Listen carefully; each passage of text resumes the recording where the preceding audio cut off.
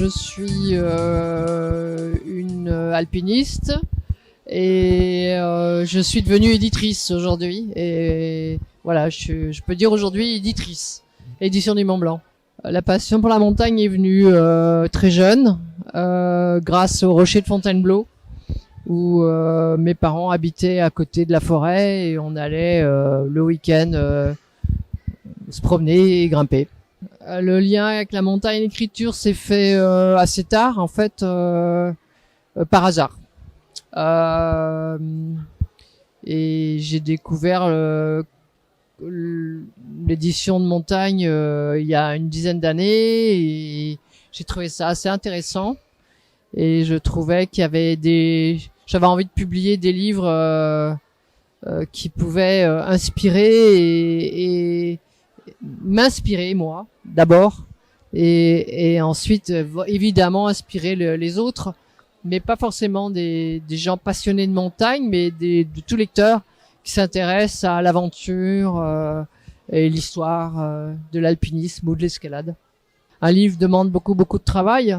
Les gens se rendent pas bien compte de ce que c'est, entre la première idée, l'écriture, la mise en forme, faire que le texte se perde pas, la correction, les illustrations, après les choix de papier, les choix du prix, et le plus dur, après les faire c'est sympa, mais les vendre c'est pas facile, et c'est pas la partie la plus marrante, et donc après savoir comment on est diffusé, distribué, c'est un peu compliqué, ouais.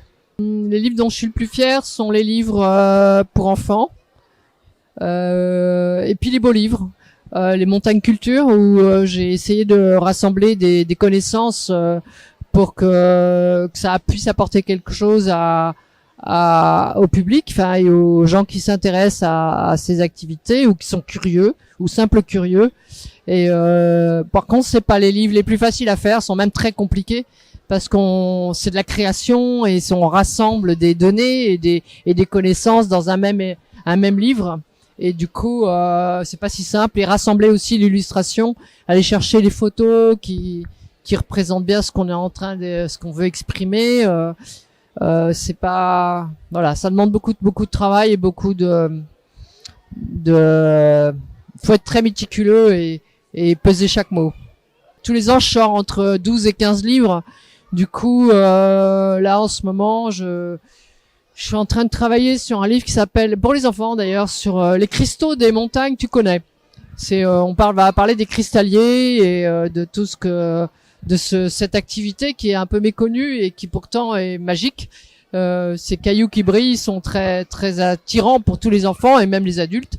Donc je voulais en savoir un peu plus. Donc là j'ai un auteur, René Guilini, avec qui je bosse et on met au point le texte, mais ça c'est sera publié en juin 2023. Et puis là je travaille aussi sur un autre livre qui s'appelle c'est sur la petite encyclopédie de la montagne.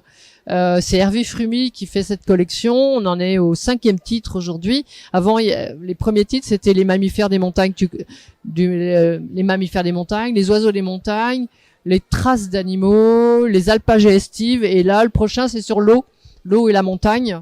Et ça, c'est très intéressant aussi, savoir cet élément, comment ça se passe l'été, l'hiver, et les animaux qui sont dedans, et les lacs. Enfin voilà. C'est toujours sympa. Moi, j'aime bien ce genre de festival. Ça brasse des gens d'univers très différents, et donc c'est assez riche. Et on voit des gens intéressés et curieux. Voilà.